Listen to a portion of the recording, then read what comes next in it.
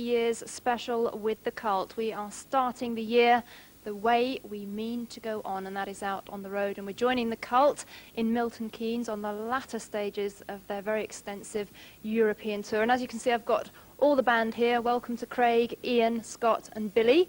And a good place to start, I suppose, is to ask you how the last few weeks have gone touring-wise. Well, very good. Very, very good, because you played actually kind of more smaller venues and kind of more intimate theatres instead of like bigger arena shows, right? Yeah, it's been a good laugh doing these different sort of shows. I mean, the only problem is it is a lot hotter. Yes. So, you know, we're feeling it a bit at the moment, but, you know, we keep going. Yeah, no, it's been a very long tour. That's pretty gruelling. So what sort of kids have been coming to the shows? Is it a very sort of crossover audience? Yeah, it's a really mixed audience. A lot of rock fans, a lot of kids that just, I guess, discovering music for the first time, you know. It's really strange to see kids wearing Oasis t-shirts come to the shows as well, because like guitar music seems to be very popular right now. So it's crossing over all over the place. Well, that's a very, very healthy way to be. So talking about the album, just simply titled The Cult, as everybody out there knows, you actually toured together as a band for the first time before recording the album, kind of getting into gelling together. How much of a difference did that actually make, Billy? Oh, it makes a whole world of difference. Really quite special going in and making a record with musicians that you actually know, as opposed to how we've made some of our albums in the past with people that you don't even particularly like. So, yeah, it's all right. It makes it a lot easier, to be quite honest. It was the easy option this time. Good. And as you said, you know, I can tell just by talking to you, you're all really, really good friends, and that must make a big difference as well. Just for television. I just love these guys. There's definitely a bit of a cult sense of humour I'm finding out this afternoon. Now, just getting a bit more serious, I'll give this one to you, Ian. It would seem that the Sonic Temple era was kind of a very dark and confusing time for you. How did you work through those unhappy times, and what did you learn from those about yourself and your music? Wow.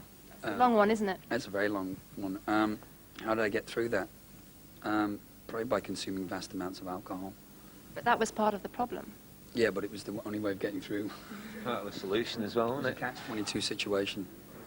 Sort of damned if you do and damned if you don't. It was just growing up, you know, because I've been doing this since, I guess I've been in bands since I was 19, so I've grown up in bands, you know. And it's really strange because I have no concept of what a regular life is. I have no idea. But sometimes, when you come off the road and you're not in the studio, you're forced into domestic situations. And it tends to be, like, completely alien to me. I really only understand performing, writing, being in the studio, you know, travelling with a band. Everything outside of that's kind of quite bizarre, but I've learned to deal with it a lot better now. But I think, from what I've read and spoken to you before, you had to kind of dig very, very deep, and there was a lot of kind of personal growth involved. Definitely. There was a lot of things I was, you know, didn't really want to acknowledge. A lot of events that I grew up with I didn't really want to acknowledge, you know. But I guess that to be a complete person, I had to get in touch with some of those things. So. How do you think that kind of transpired onto the music, Billy? How did that affect the music you were making? What, his personal stuff? No, because I know that you went through some enlightenment and personal growth as well. Well, not at the same time. At the time of Sonic Temple, I was pretty much on the ball, I thought. I pretty much, you know, I wasn't really drinking or whatever, I was pretty focused. But you were pulling in different directions, weren't you? On Sonic Temple? No, not really. No, it was all... There was a lot of harmony during that time. Certainly musically there was a lot of harmony. I think that musically we've always pretty much, you know, we've sort of tried things through, you know. But it's a group in the sense that what comes out at the end is what we both, you know, trying to fight for, I guess, which is pretty much the results of this record. This is a really harmonious record. This is a really complete record. It's a complete band. You know, certainly a record that wasn't done for any other reasons than the joy of making music. So. Well, we're going to talk some more to the guys, and we've got lots of cult videos on the way as well. And The guys. and you're going to be seeing videos from all eras of the cult, so watch out for those. But right now we're actually going into the first video from the self-titled album, and I've want to bring Scott in here. So you tell us a little bit about the video and introduce it for us. Depends on which video it is. We have Coming Down. we have two out now, right? So this video is called Coming Down, and it's about a girl who has allergies, and she rubs her eyes a lot. Goldilocks.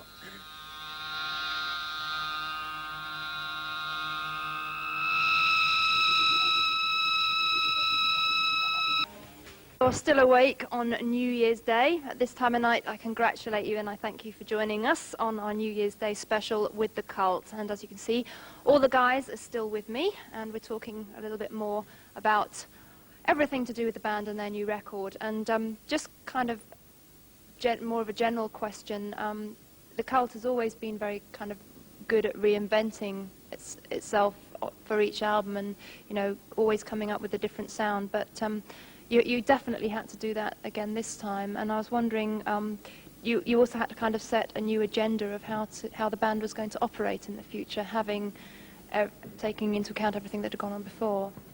Yeah, I think it was really important to, first of all, it being a band in the true sense of a band. I mean, we've been playing together for 2 years as a group, and Scott and Craig have had such an influence on what we've been doing. I mean, rhythmically, I always felt the rhythm section was never a complete, was never complete within the group, but now it's perfect. Couldn't ask for more. So I think because of that, myself and Billy tended to relax a lot more, and we weren't having to constantly, push the rhythm section to come up with ideas or, keep an eye on that. That was just a very natural thing. So I think the first thing was just finding a true band, and I think, just growing up, having a better idea how to express myself lyrically and musically, so much to draw upon, because, we've evolved so much as musicians. I know a lot more about the craft, so I think there's a lot more of a maturity about what we're doing now. And certainly a lot more, I think the songs are a lot more progressive, and we're not afraid to try out different ideas, Well, we don't, that's one of the problems with the Cult. We've never some people think of us as an alternative band, some people think of us as a hard rock band. I think that we've crossed over different genres quite often because we've always been prepared to try out different things. For example, on the Love album, we were playing with cellos, On this album, we've got like... Ukulele. Thank you very much. Cheeky little man. You know what, though? Let me say one thing. Yes. We've actually had so much fun that it's almost been 3 years, and 1 year's gone by that you've just completely missed. Yeah, but 'Cause you Craig said as well. 2 years. And I'm just confused. You've been here longer, though. I know. I just thought I'd clear that up. All right. Get our facts straight. Just so much fun. Just a year just went by, and What year and was now that? it's New Year Day, and I've just had a crazy party last night. And I need some aspirin. I think you need some acid. Can I ask everybody a question? Yeah. What are we all doing in Milton Keynes on New Year's Day? Can I ask you that question? Well, we're trying to welcome the viewers into the new year in fine style. And What kind of style then just north of London? I know. The centre of the universe, we all know that. But I was mean, just wondering, that was all. well, there you go. Hope Not I've, wanting to break your flow or anything. have I answered your question for you? Is that acceptable to you? Yeah. Good. Terrible answer, Okay. but it- Right, all right. Well, we'll go back to the album. I mean, also I think this album is a testament to the fact that Craig and Scott also had the confidence to be part of it all. I mean, it might have been. I mean, was it at all difficult for you to come into a very close-knit partnership like these two guys and actually feel that you could put your ideas forward? Well, I've known them for a long time. We've known each other sort of and what everybody was doing and stuff. So it was actually really easy, and I think just the fact that Billy and him both wanted sort of a proper band again, and someone said, well, you do what you do, and that was fine. So and that was really, it was the easiest LP I've ever made because we just went in and did it. Was that the same for you, Scott? It's kind of, I felt good about what I was doing, but it's still, a lot of times people always come up and say, oh, well, are you the drummer for now? I get that a lot. Yeah. So that's the hardest thing. But musically, it's great. It hasn't been difficult at all. it just kind of ticks me off when people come up. But you in yourself feel, you know, stable and... Yeah, definitely. Feel good about it. You're secure. As a matter Yeah. of fact, he is our longest lasting drummer. Well, there's another fact for There's you a about the reveal cult. Fact. Well, we like revealing facts. 3 years, Scott has been in the cult now. So you're right, time has flown. Now we're going into a live performance from Milan of The Witch. And of course, the Pure Cult album kind of, I think, was very helpful in closing a chapter for you guys. Did you think that it would sort of help people to be ready for a fresh start and something different? I think it was really important we put that record out because at that point was when we were putting a band together again. I think it was really important to remind people of the body of work that we had. I think it was sort of like the end of the 80s, you know, the early 90s. There was a lot of bands that were just falling by the wayside, especially a lot of bands have been associated with hard rock music. True. Just weren't able to maintain, I don't know, growing, just developing. Everyone seemed to be so caught up in commerciality, not really the craft of the music. And I think the real desire for us was to make crafted songs. So at that point, we really knew we had to put together a proper band, a harmonious band. And I think Pure Cult was just a great way of showing people that we had been progressive, we'd been consistently progressive, we had a great body of work, and it gave us the opportunity to have the time to put together what we've been doing now, you know, recently. You definitely achieved that. So we're going to go into a live performance from the European tour. This is coming to you from Milan a little earlier in the tour, and this is that very experimental track, which you know from the Pure Cult album. And after that, we're going to be talking to the guys lots more. So stay tuned to our New Year's Cult special. We got the Cult live coming at you right now from Milan. See you after the break. So you finally found your rhythm, man. Got your fucking ass at the camp. Yeah, the girl is talking to you. Gonna show you what it's good now. Everybody needs a savior. We are part of you. It took a while to understand. Touch your sex on a model, man. Yeah. It took a while to understand. Touch your sex on a model, man. Teens are coming through. Said they wouldn't do now. Everybody needs a savior. We ain't proud of you. It took a while to understand. Purchase sex on a model man. It took a while to understand. Purchase sex on a model man. You gotta what you need. What you got is good.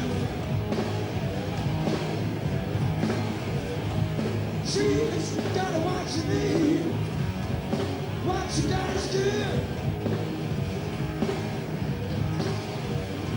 She's got what you need. She's got what you need. She's got what you need. What you got is good.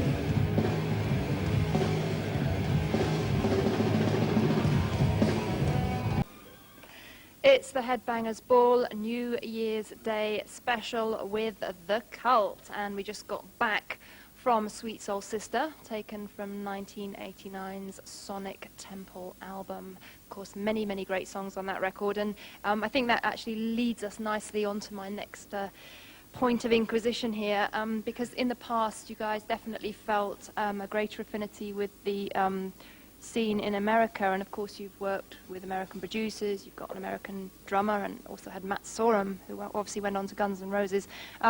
Why did you have more in common with US rock culture, and do you still feel the same way? See, for me, it's not so much of a strange thing because I spent 5 years in Canada, so I really grew up with some North American influences, which is something that a lot of people tend to forget. I mean, I did spend a very influential period of my life in that society. So it's not that alien to me. So being in America or Canada is really not that strange for me. I'm very familiar with it. But I think that also the history of music, I mean, the music comes from European folk music and blues music from you know, from the United States. So there's a lot of roots from the United States. I just think that now that, you know, in the modern age where everything's so close, it's all pretty much interrelated, really. You know, there are cultural differences in some of the bands, like a lot of the new bands coming out of England now, they're also like pop-oriented bands like Oasis or Blur, or, you know, they're very, very English, very definitively English, where I think a lot more of the hard rock bands tend to have a lot more of an American influence. But do you feel at the time, Billy, that, you know, when you were going through that very decadent and hedonistic period in the cult, do you think that that's why America had such an appeal to you? Because it was kind of because of the culture there and the audiences there? Well, in no, it wasn't so much that. I mean, in terms of hedonism, you know, I mean, that still kind of goes on, really. It wasn't like a little period we went through and then went out of. It's kind of more of a thing that it's like a lifestyle thing. I mean, that's just the way, you know, that's the way I behave, you know, badly most of the time.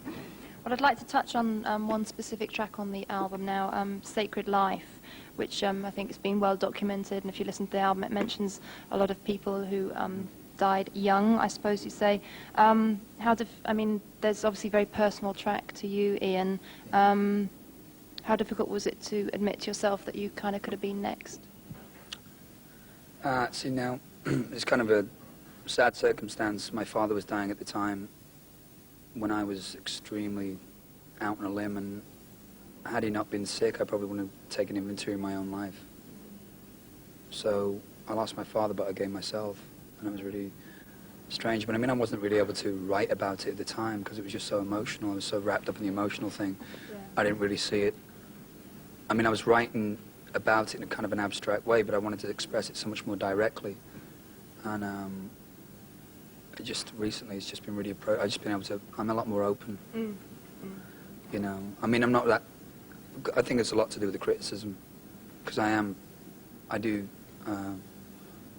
react to criticism of the band and to our writing, because I think that, you know, we're very sincere about what we do, so when we extend that very sincerely and people sort of shoot it down in flames, it does hurt sometimes. But now we've got to a point in our lives where we're a lot more comfortable with who we are. And if, you know, we're going to receive criticism, then I accept that as part of what we do. But that's fine, but I think that, you know, we're a band that's going to be around for a long time. You know, this is our life, this is our expression, it's a lifestyle.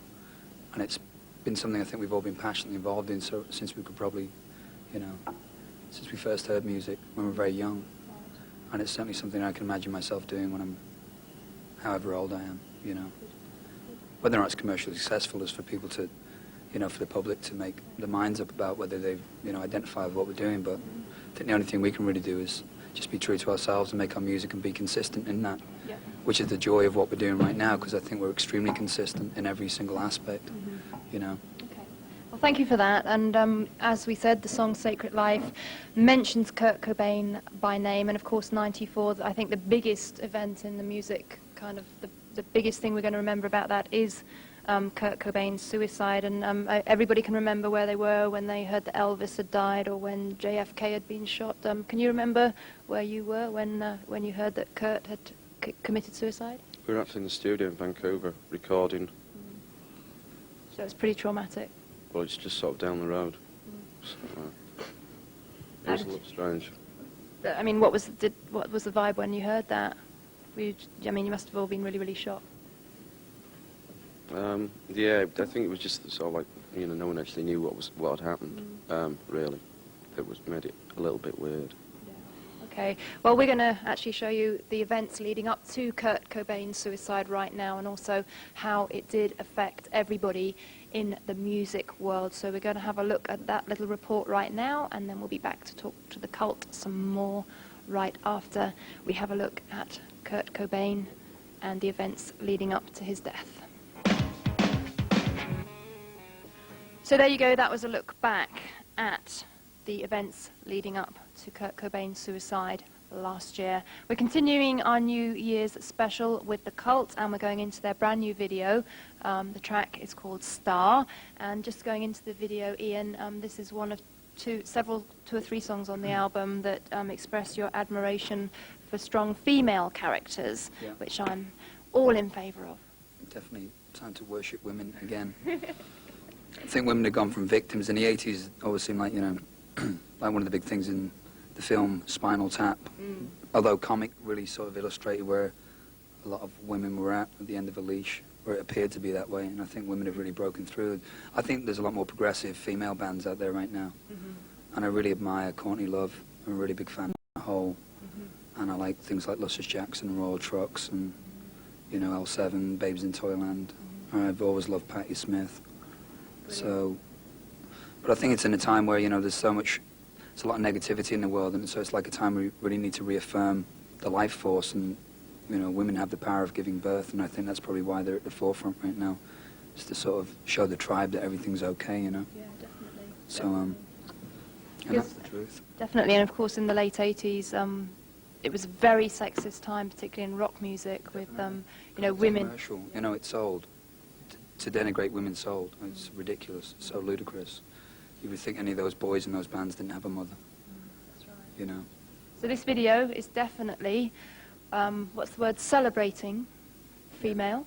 I like the sound of that, and the video was shot on location in New York City, and we're going to go into it right now. A very stylish video indeed. This is The Cult, with the second single from the self-titled album, Star.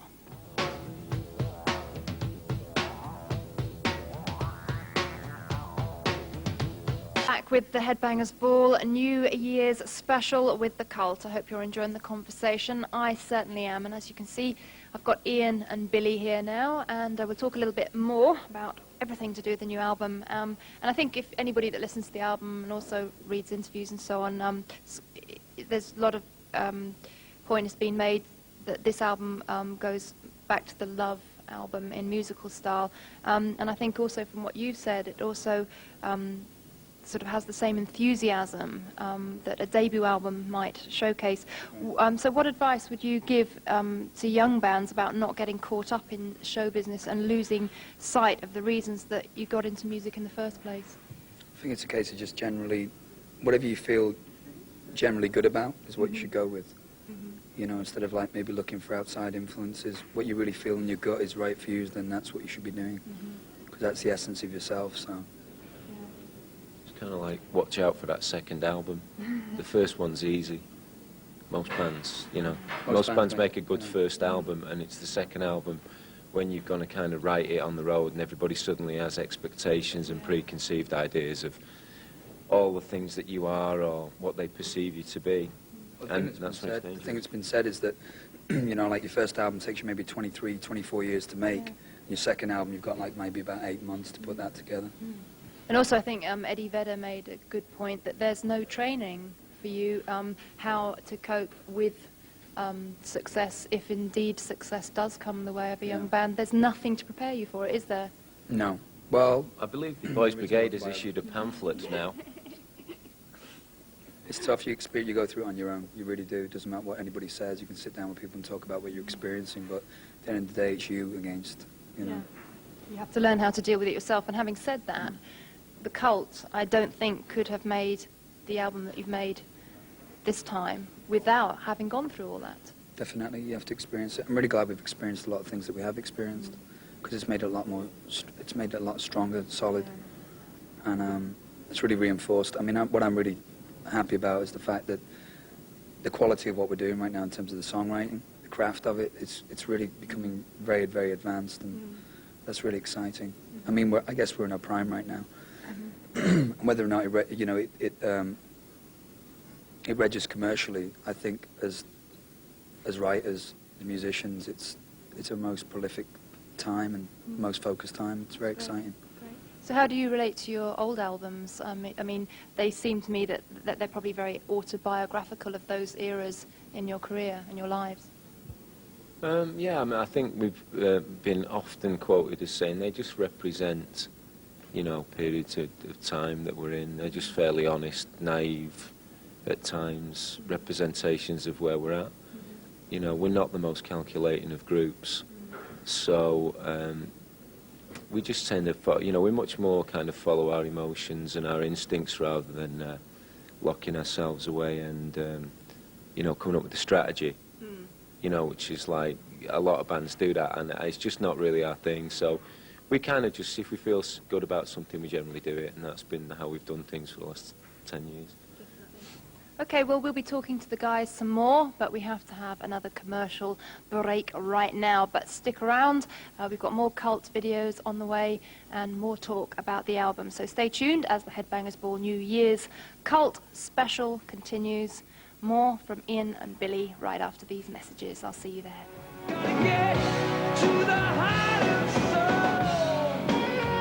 Debut video from Demolition 23, the band founded by Michael Monroe and also featuring Sammy Yaffa and Nasty Suicide, of course, all three guys formerly of Hanoi Rocks. Great to see them back together in fine form, even though they said their nothing's all right. So we're still talking to the Cult. It's our New Year's special. Well done for staying up so late on New Year's Day. If you saw in the New Year last night, I've got Billy and Ian with me, joining me here in Milton Keynes, the centre of the universe. And we talked a little bit about the turmoils of the band in the past, and it seemed that, to me, that kind of Ceremony was kind of a time of reckoning for you. Was there ever a thought that the band might split up at the time of that album? I think there definitely things were very fragile in that period, but the thing about Ceremony was, we knew we'd evolved, I think. I mean, we basically started out in clubs, bars, and we'd evolved to this pinnacle where so millions of records are playing, selling out arenas around the world. And I think we'd achieved everything we could imagine we could ever achieve, certainly commercially. And I just think it was just really time to readdress everything. So it was kind of like a period where instead of like maybe moving forward, we moved sideways. But I think it was really important. We were exhausted. And I think a lot of the songs on Ceremony are really good songs. The production itself was, it wasn't what we dreamed for, but some of the songs, I really like, Earth Mother and Indian Woman and Wonderland, the songs that I'll always like. But it was very necessary. I mean, you can't always, being that consistent is really, really, really tough. Plus we kind of had the crap kicked out of us with two members leaving the band, with Jamie and Matt going both at the same time, And there was a lot of sort of behind the scenes stuff, not necessarily with myself and Billy, but like in my personal life, there was a lot of drama and crisis going on. So I think it was really a time of a sort of a forced break for us. But we we took stock of everything and got your house in order with management and so on. Yeah, that's right. Went out and found new management and everything. So, and there was also a big shift in music at that point. Hard rock music. There was a lot of very cartoony hard rock music around. It sort of fell by the wayside. And we weren't prepared to get flushed down the toilet with everybody else, so we just sort of jumped out of the way. And I think really one of the most important things, again, was working towards forming a full band, So that a lot of the roots of this record and seeds of that are in that period of time. Good. I mean, talking of Ceremony, one of my favourite tracks on that album is Heart of Soul. There's so much feeling and so much emotion comes across in that song, and I think that can be said a lot also of the new record that we're talking about. Do you think that everybody should be able to relate to at least one song on the album, because there's so many different moods and emotions? Yeah, the album's pretty diverse. It covers the spectrum, I think, emotionally. Musically, yeah, it's fairly diverse. There's probably not as many overtly out-and-out hard rock songs as we've done in the past, but personally I just couldn't write any more stuff like that. I was pretty exhausted in that vein, and by the time we did Ceremony, for instance, I was beginning to feel, some of the stuff I did on that I really wasn't into.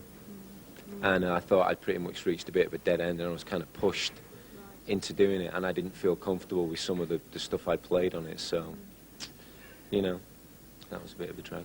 Do you think there's like one song on the album that just sums up the spirit of it? Wow. Oh, can we bring this gentleman in? Come on. Come on. You've made us all laugh, please. Come on. We've got Danzig on the show for you tonight. And there he is. Hello. Evil Elvis. So, How's it going? Yeah, we're fine. Now, can you go away, please? Because you're disrupting the proceedings. We do. We don't know who that is, but anyway, we're going to go into some new talent on Headbangers Ball right now, a band to watch out for in '95, and this is Marilyn Manson. The band signed to Trent Reznor's new record label. They have an album out, debut album called Portrait of an American Family, which is all about the effect of television on young people growing up, and they're very interested in cult leaders and serial killers, and they're a very fine band, so we're going to have a look at their debut video. This is Marilyn Manson with Lunchbox. Sick of It All with the title track of their new album, Scratch the Surface, and we are doing more than scratching the surface as far as the cult goes. It's our New Year's special, digging deep to get all the inside information on the band and their new record. And I was going to ask you actually, Ian, I know you've become a father for the second time. How did becoming a father change your perspective on life, and did that have a knock-on effect on the music? Yeah, I think it just, when you look at your little boy's face, it really makes you be a lot more honest with yourself, you know. And I think it's really been a catalyst for that. I mean, it's certainly triggered a lot of emotions in me, you know. It's opened me up. I'm really pretty emotionally wide open right now. And some of the stuff that comes out of it is really unexpected. You know, you think you have a lot of things worked out in life, and then your child comes along and it's completely different. Most people think you settled down in your mind. I didn't. I just became a lot more confused. But I know that you were very close to your father, and he was Yeah, sure. very supportive of you and encouraged you in following your interest in music and so on. How would you feel if your own son wanted to get into music? Well, he already plays the drums now. Whatever he wants to do is fine with me. Good. You know, Good. Definitely, because it's his life. Definitely. So all I can be there is just be supportive for him and hopefully guide him in the right direction, you know. So that's pretty much what he's bashing away on drums. Good. So he's making an early start. Good. I mean, for this album, did you feel that you had more to prove to yourselves rather than other people? Yeah, I did. I thought, yeah, particularly after Ceremony. I mean, as you know, going back to what I said before, personally, I was pretty uninspired around that period, and as much as we had a lot of fun on the Ceremony tour, creatively, I was at a bit of a dead end. So yeah, I had a bit. It was a lot of fun. It was a lot of fun getting back to work with Bob Rock. You know, he's not only like a good friend of mine, but somebody I really respect, and I think he helps to enable both me and Ian to get out of a record, you know, what we both want, rather than a record tending to be more of an Ian album or a Billy album, you know, depending on who's got the most kind of willpower that year, you know what I mean? And that's what Bob's a good kind of fair catalyst, because he comes from the standpoint of a fan, you know, and I think that's really cool. But if you have lost that inspiration and that kind of drive, how did you get it back? Well, I didn't lose it. It just got beaten out of me with like 10 years of like struggling to make it against like, you know, a lot of like cynical, you know, people in the music business, and a lot of cynical journalism in England, and kind of that dour British attitude of like, you know, it was just kind of dragging us down, and I think we were just beaten, you know, and I think it was just like, it was just a personal thing for me to put out a fairly challenging record and something that would surprise a few people. Which I think it has, and it's gone down very, very well in the press. All over Europe, which is really, really great. Well, we're going to have to go into another break right now on Headbangers Ball, and we're reaching the final part of the show after that, and we're just going to talk to the guys about the plans for the Cult in 1995. They've got some exciting things coming up, and you're also going to be seeing the European premiere of the brand new video from Van Halen. So stick around. We're going to get the very up-to-date news on the Cult right after these messages. We'll all see you there.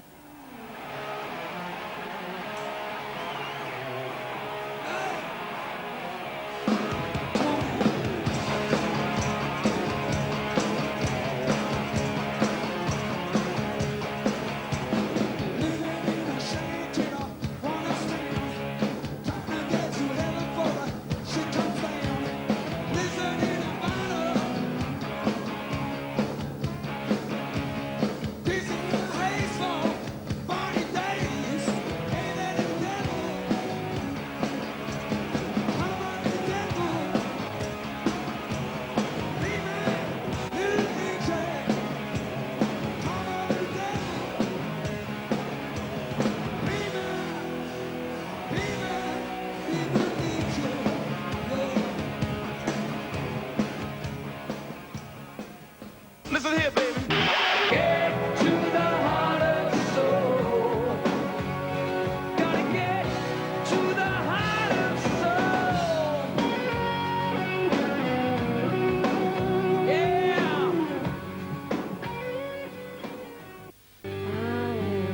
there, and congratulations, you have made it to the final part of the metal marathon known as Headbangers Ball. It's our New Year's Day cult special. Thanks for sticking with us right to the very end, and we're going to finish now just to check with the guys what they've got coming up in 1995, and I think there's some good things on the agenda, isn't there? Holidays. You know the meaning of that word? That's on my agenda, actually, at this point. Looking forward to rest and relaxation.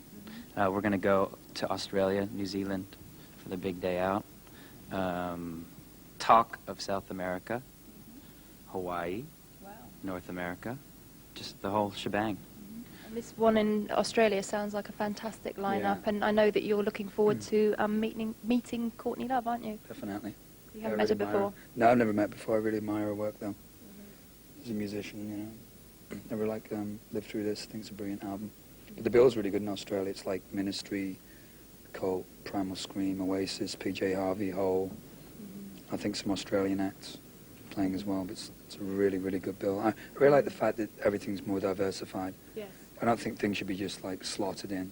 You know, it's really sad because like hard rock fans miss out on a lot of amazing stuff. You know, and then fans of like rave and ambient music miss out on a lot of really cool hard rock because there's so many different varied emotions. I think if you can incorporate lots of different kinds of music into your life, you find it much more fulfilling, you know? Yeah, I agree with you. And I mean, your Gathering of the Tribes concert was actually a lot to do with that, about bringing together lots of different diverse bands and breaking down barriers and hopefully people being broad-minded, right? That was the whole idea of that, was to just sort of illustrate that there was a progressive community out there that had maybe similar ideas, but were doing things in different genres of music, you know? I mean, to put Ice-T and Soundgarden in the same bill with, you know, like Michelle Shocked was a real mixture of things. And the amazing thing was everyone was hanging out and talking about very, very similar things. Everyone was making very similar observations, but just doing it in their own way. Right. So, and with regards to Europe, will you come back and play any festivals or any more shows in Europe in '95?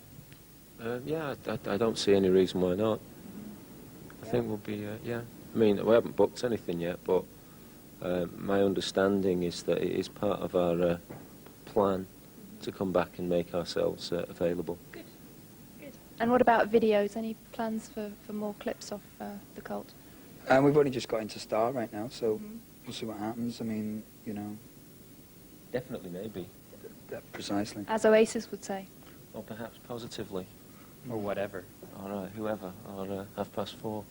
So 1994 was a very successful year for you guys, and you're looking forward to 95. Yep, still alive. In 95. We are contenders. Okay, well, thank you very much to all of you for joining me. It's Thank been you. very nice talking to Craig you. Adams. Yes, Mr. Craig Adams Craig here. Adams from Leeds. There he Yes, is. in fine form. Asbury, Birkenhead. Scott Garrett, Washington, D.C. Me from Wythenshawe. We should have done that at the beginning, really, shouldn't we? Well, we can do it at the end. We can be original, can't we? We've done it now. It's done. Well, thanks for that, Billy. That was very helpful.